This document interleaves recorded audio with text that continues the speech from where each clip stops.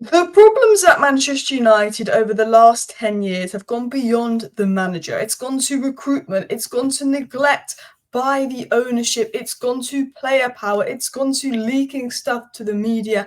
There is a toxic environment at United, and some people have tried to, fix it, but the Glazers never really gave them a chance. And some recent reports highlight why the environment at United is so toxic, from leaks to players to ownership to media, because Kieran McKenna has gone and got back-to-back promotions at Ipswich Town. He's done what was a fantastic achievement. But Kieran McKenna was basically berated out of United allegedly by the players not rating him. Kieran McKenna was not allowed to thrive at Manchester United. And let's go and look back at these reports here. Manchester United players feel Kieran McKenna is dry and school-teachery in his delivery, and privately wondered how he'd risen to such a position under Solskjaer. And it's really crazy to think that, McKenna's proved himself to be a really, really good coach. He's gone and taken over managers Ipswich, got them back-to-back promotions, playing good football. It's crazy to think that less than 3 years ago, 2.5 years ago, before he went and did his back-to-back promotions at Ipswich, he was basically being said that apparently the Man United players think he's bad and he's a school teacher, and they don't know why he's such a powerful position under Solskjaer. Like, how's he got here? The Man United players were reportedly questioning that. And I think with McKenna, of course, nobody at United knew how good of a coach McKenna was going to go on and be at the time. But I think we were made by the media to believe that McKenna was crap and McKenna was this problem. And the players were then putting out stuff allegedly that McKenna was crap and McKenna was the problem. And of course, not all of these reports will be true. Not all of these reports will be accurate. A lot of the leaks that do go about that allegedly come out of dressing room and from dressing room sources are fake. But these were leaks coming from the likes of The Athletic, Paul Hurst, reliable sources. It's not coming from the Sun or the Mirror. These leaks are coming from people that are brief within the club. And there was a lot of leaks that McKenna wasn't good enough, and the players did not like McKenna and they wanted him gone. And, I held my hands up at times. I think there was times where, I'd see these leaks and I would question, Solskjaer, McKenna, Carrick, can Man United, move forward from that? Can United do better than that? And then I realised when Rangnick came in and we didn't get any better, and now, especially now with Ten Hag coming in and us regressing, actually, you know what? Ollie, McKenna and Carrick, whether you like to admit this or not, and whether we were poor or not, we were really poor in that last season under Ollie. But they were ahead of their time as coaches. They were. Carrick's doing well, McKenna's doing well. The football Ollie plays is actually doing well in this sort of modern game of football. And I think, we're made to believe by the media that, McKenna and Carrick are just as big a problem as Ollie. The media was trying to make us believe that. But also we had, the media being anti-McKenna, the media being anti-Ollie, the media being anti-everyone at United. But then you also had reportedly the players turning on the coaches. And it really just shows the toxic environment we've not only had with the media, but the players, but also Manchester United, how we actually have had good coaches. Kieran McKenna was a good coach that went into a good environment at Ipswich and they allowed him to thrive. And we haven't done that at United. And maybe this could be an example of why Ten Hag could get time. But these were other reports. There is particular concern among a section of the Man United squad about the role of Kieran McKenna. Some squad members have been left uninspired by his training sessions. They've slagged off Rangnick's training sessions, they've slagged off McKenna's training sessions, they've slagged off Ten Hag's training sessions. That seems to be repetitive. This has come from The Athletic. Several senior Manchester United players have said they feel training could be led by coaches with greater elite experience than Kieran McKenna's approach at times can be school mastery, and that Kieran McKenna's coaching sessions have been likened by some sources as more suited to academy football than first-team football. These players at Manchester United under Ollie, all they were doing was complaining about McKenna. Oh, he's not good enough to coach us. Rangnick came in. Who's that? He's not good enough to coach us. These Man United players had this ego complex of, oh, you've got to be, prime Zidane to coach us and all of that. And actually, most of those Man United players weren't very good. Most of those Man United players could be championship players.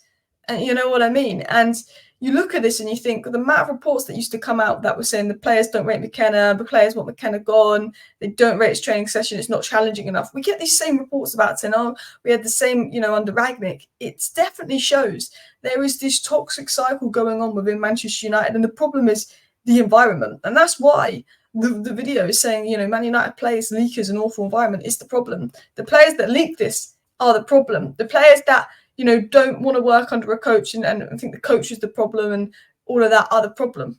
Of course, some of the players are the problem. Not all the players, but some of them are. The media is the problem because not all of these leaks will be true. Not all these leaks will be factual. But it was very easy back then to believe, Ollie, McKenna, Carrick, from what the media would put out, oh, they're rubbish, they're trash. It was very easy because they were getting completely berated by the media. But actually, McKenna's proven to be a good coach. Carrick is doing a good job. And while I think that Ollie was sort of needed to go at United because we were poor, we've realised that actually Ollie was probably a lot better than at the time we gave him credit for, because you look at the fact that actually we've fallen apart since he's left, and actually Ollie's players, they were the problem. Ollie, yeah, he had Ronaldo, he had Varane, he had Sancho. Oh, but actually, you've got to give it to Ollie. He had these players, but actually he never got that DM. He never got this key area. He never got that key area. Ollie wanted Bellingham. He wanted Grealish. He wanted Declan Rice. He wanted Harry Kane. He never got any of those players that he wanted. He would bring out all these good names. Here, have Donny van de Beek. Here, have basically no one that you want this window. And you look at it and you think this exposes the recruitment. It exposes the environment at United where, leaks come out as soon as things go wrong. Leaks come out as soon as things go wrong. The fact that players will turn on McKenna no matter who comes in. There's always leaks about the coach. How the media always love to spread negative stories about United. The environment at United is a big problem. And these reports expose that. I mean, one thing about United is Jim Ratcliffe wants to change the environment. And to do that, he's having Wilcox assess issues at United. Ornstein said there's still no decision yet from Ineos regarding Ten Hag. Jason Wilcox and Ineos will be addressing the situation. However, Man United are planning with him for the time being, and there's no movement to alter that. Man United know the biggest problems of the environment. Man United know that. So that could buy Ten Hag time. They have sympathy for Ten Hag because of the environment he's worked in, because of the injuries he's had. Ten Hag, when he was asked about Jason Wilcox and what they spoke about, he said, we talk every day from last week. In a very short period, we have to build an intense relationship. We're working to get a plan. We had a plan already before he stepped in. And of course, we have to get aligned. It takes time, but we don't have so much time. It's what he's saying. He's saying we've got to have a plan. We've got to be aligned. We're working together. It takes time. They need to change that environment. Ashworth coming in, Berardi coming in, best in class, lots of people being sacked. That's good. That's changing the recruitment environment, but they'll need a big clear out. They'll need to get a lot of these players out and change that environment in the dressing room as well, because it doesn't matter who's at United. You always have leaks saying they're not good enough. And of course, not all the leaks will be true.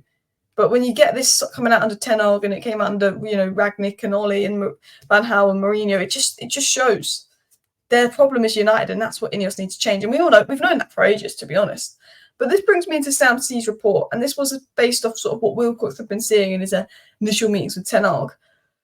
Erik Ten Hag and his staff feel unsupported in terms of technical communication and assistance from higher-ups. Ineos know that. They want to change that. They want to put people in place so there's communication between Ten Hag and those above him.